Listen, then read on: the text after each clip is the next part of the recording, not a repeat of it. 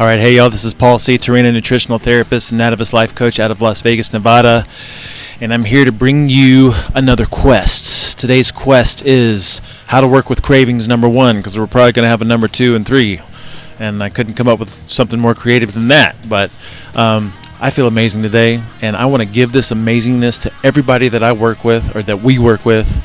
I'm standing outside of the CrossFit Combine, my favorite place to work out. It's just such an amazing place. We just build badasses here, and then you combine these badasses with our food program and the SHT foundational principles, and we're just different people, man. It's just it's such a great experience. But I'm just loving life every single freaking day. All right, so today. So what I want you to do right now is I want you to think about your big thing that is your craving nemesis, like your kryptonite. And try to get a picture for it in your head. Maybe you start to salivate just a little bit. You got it? Thinking about it? You know what it is? All right, that's what we're going to work with, okay?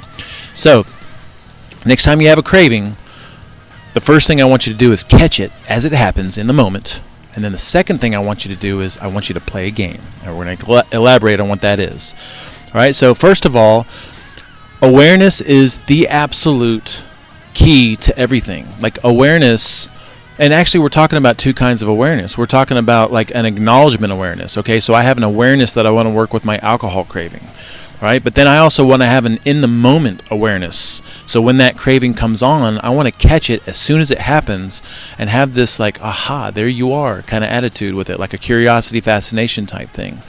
All right, so awareness is the first step in working with anything, which is why our priming and practice process that we teach and that we hone as we go through this program is so beneficial, because the meditation piece allows you to catch all kinds of different things about yourself, but you have to do the work in the morning for that to translate into the rest of your life. So anyway, awareness is a crucial step in this whole thing and working with cravings.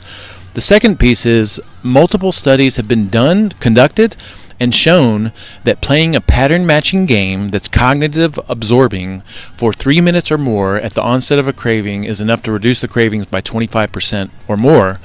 And for most of us, that means that it gives you just enough willpower to make the right decision or to make a better decision, all right? And it works. Like we've used this before. We've used it with private clients. We've used it in previous SHT programs, and it's awesome. So when you think about it, cravings have a very strong visual component, and maybe you don't realize that there's a visual component, but that's what's happening. When you have a craving come on, you're picturing something, you're imagining a situation. It might just be a really quick flash of something.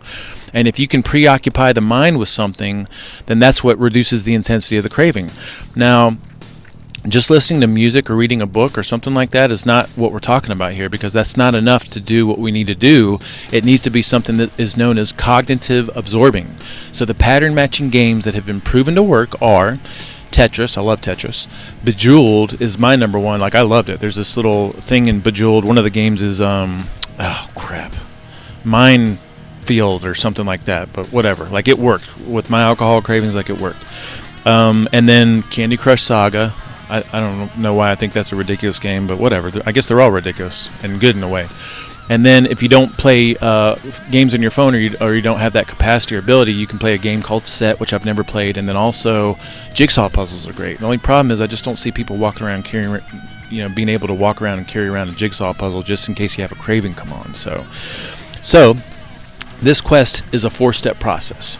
The first step is set yourself up with one of these games, and you can choose any of the pattern matching games. We'll have them all listed in the blog post below this video. All right, number 2 is you need to acknowledge your craving and what it is and write it down. So, and you may have multiple ones, but definitely your biggest and your strongest one that you're working with right now, acknowledge it.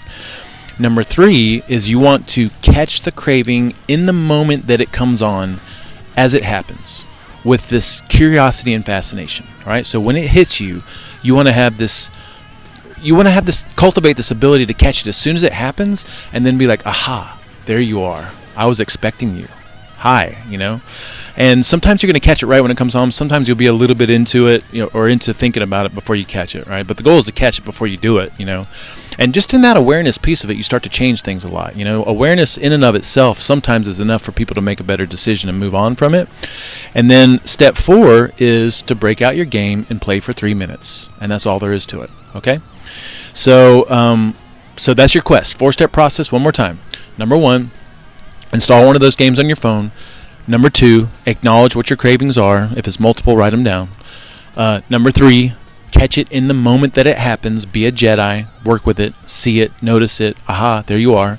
And then number 4, immediately break out your pattern matching game and play for a minimum of 3 minutes. Now stick around for a little bit of bonus material because we got some more stuff to cover, okay? Now you can also use this tactic to work with things like anxiety and emotional distress. Think about what anxiety is. You're picturing something that's happening in the future and you're getting all stressed up and worked up about it. So usually you picture something, a scenario, you get a little bit of mental stress, then your body feels some physical stress, and that physical stress confirms your mental stress, and it's like this kind of spiral that goes out of control. Now, some anxiety is necessary, because like when I'm thinking about things I need to plan for the future, like events and guides and programs and presentations, that forces me to sit down and work on those things. But if the anxiety is not contributing to you trying to figure out a better thing to do or some concrete steps to take, then it could probably be blocked by something like what we're talking about right here. If the anxiety is keeping you from doing something you need to do, like, I have anxiety before I go and talk in front of people, but I got to do it. Or if you're having anxiety about getting on a plane, but you got to get on the plane, then this would be another situation or other situations that you could use this pattern matching game deal.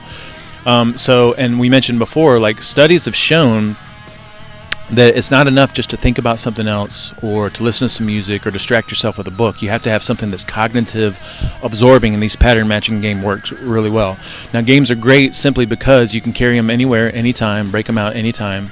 And then also, most of them are designed to get increasingly more difficult, so it starts to challenge you, and you're starting to build some cognitive skills. If you play Bejeweled, you'll see it's kind of, it's intense. Like you're in there and you're thinking a lot, and you're developing all kinds of different coordinations and reflexes and stuff like that. So there's a lot of benefits that come with it. So just understand, we've said it before, you are stronger than you realize.